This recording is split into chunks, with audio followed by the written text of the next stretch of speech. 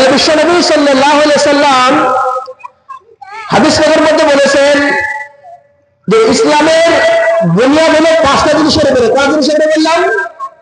পাঁচটা জিনিসের উপরে। ইসলামের স্তম্ভ বলা হয়, খুঁটিটাকে বলা হয় আর কি।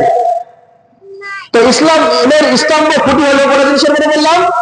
পাঁচটা জিনিসের উপরে। এক নম্বর, রহমতুল লিল আলামিন নবী আমার বলে দিলেন যে প্রথমে এই সাক্ষ্যটা প্রদান করা,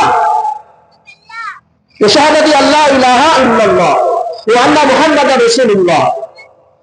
প্রথমে এই সাক্ষ্যটা আমাকে আপনাকে প্রদান করতে হবে, দিতে হবে যে আল্লাহ পাক হলো এক। আমি সাক্ষ্য দিচ্ছি আল্লাহ তাআলা এক, আল্লাহ ছাড়া কোনো মাবুদ নাই, ইলাহ নাই, মুহাম্মদ রাসূলুল্লাহ সাল্লাল্লাহু আলাইহি ওয়াসাল্লাম আল্লাহর পাঠানো রাসূল। এই সাক্ষ্য কিন্তু আমাদের সকলকে বলেন দিতে হবে। এটা হলো এক নম্বর। এবার আপনি একটা বিষয় ভাববেন, দেখবেন ভেবে, বিশ্বনবী সাল্লাল্লাহু আলাইহি ওয়াসাল্লাম হাদিস পাকের মধ্যে যে কথাগুলো বললেন যে ইসলামের বুনিয়াদ হলো পাঁচটা জিনিসের উপরে, তার ভিতরে কটা গুণ, কটা জিনিস আমার আপনার অন্তরে আছে। তাহলে এক নম্বর কি বললাম বলেন? সাক্ষ্য দেওয়া। দুই নম্বর ইকামুস সালাত, আমাকে আপনাকে নামাজের পাবন্দ করা, নামাজ পড়া, নামাজ কায়েম করা। তাহলে বলেন, যারা আমরা আল্লাহর প্রতি ঈমান এনেছি আমরা কিন্তু সকলে মুসলমান, বলেন তাই কিনা? আমরা সকলেই মুসলমান, কিন্তু আল্লাহর প্রতি ঈমান আনার পরে আমার আপনার কর্তব্য কি বলেন? 5 ওয়াক্তের নামাজ পড়া। কি করা বলেন? 5 ওয়াক্তের নামাজ পড়া। বিশ্বনবী সাল্লাল্লাহু আলাইহি ওয়াসাল্লাম বললেন, তোমরা যারা আল্লাহর প্রতি ঈমান এনেছো, তোমরা যারা আল্লাহর পরে আমার প্রতি ঈমান এনেছো, তোমরা তোমাদের সর্বপ্রথম যে কাজ সেটা হলো ঈমান আনার পরে নামাজ। আজকে দেখেন, আজকে মসজিদে কতবার মুয়াজ্জিন আযান দিচ্ছে, হাইয়া আলা সালাহ, হাইয়া আলাল ফালাহ। এসো নামাজের জন্য এসো, এসো কামিয়াবির জন্য এসো। আজকে মুয়াজ্জিন কতবার ডাকছে? 3 বার 5 বার করে আমাদেরকে দিনগুলো ডাকা হয়। বলেন কতবার ডাকা হয়? 5 বার ডাকা হয়।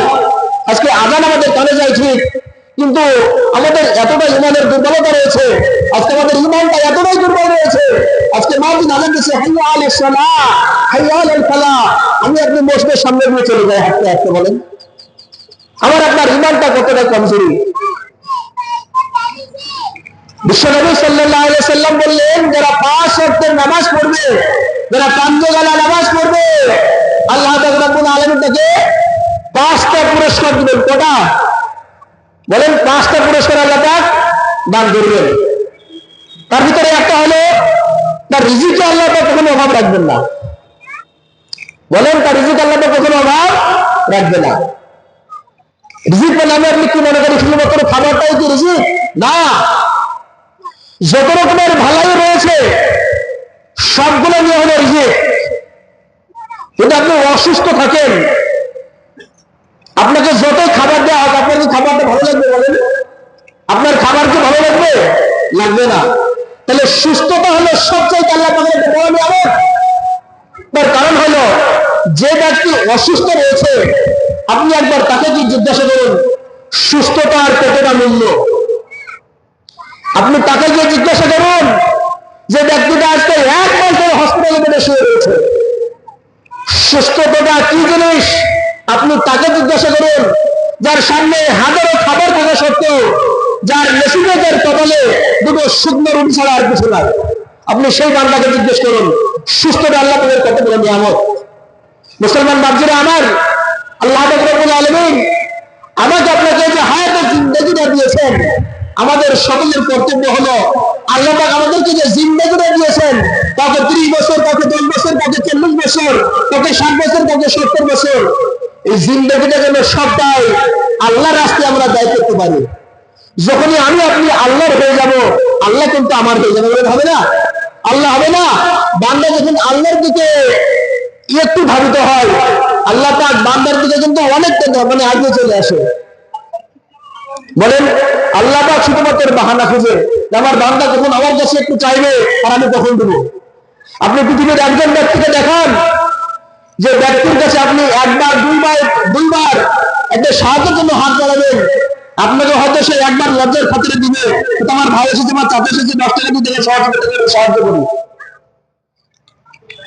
আপনি তার কাছে 2 বার যান, 3 বার যান, দেখবেন সে অটোমেটিকলি সে রাগান্বিত হবে, হবে না? রাগান্বিত হবে কি হবে না? রাগান্বিত হবে। কিন্তু আর আল্লাহ পাক, আমরা এমন একজন মাবুদের গোলাম যে আল্লাহর কাছে আল্লাহ পাক না চাইলে রাগান্বিত হয়। বলেন হয় না? আপনি ফজরের সময় নামাজ পড়েছেন, আল্লাহ কাছে দোয়া করেন, আল্লাহ তুমি আমাকে হালাল রুজি খাওয়াও, বাবাকে হালাল রুজি ভক্ষণ করাও। আপনি আল্লাহকে দরখাস্ত করবেন, দোয়া করবেন। আবার জোহরে দোয়া করবেন, আসরে দোয়া করবেন, মাগরিবে দোয়া করবেন, ঈশার সময় দোয়া করবেন। আল্লাহ আপনার দোয়া কবুল করবে না? নিশ্চয় করবে। বরং আল্লাহ আপনার প্রতি আরো খুশি হবে। আমার বান্দা চাইছে, বান্দাকে দিতে হবে। কিন্তু পৃথিবীর আপনি একটা মানুষকে দেখান, আপনি যখন তার কাছে 1 বার 2 বার যাবেন, তখন সেই ব্যক্তিকে আগাম দিতে হবে। মহাতারক আজিজ, এই জন্য আপনাদেরকে বলি, আল্লাহ পাক রব্বুল আলামিন আমাকে আপনাকে যে হায়াতে জিন্দেগিটা দিয়েছে, ওই জিন্দেগিটা যেন আমি আপনি আল্লাহর কাজ করতে পারি।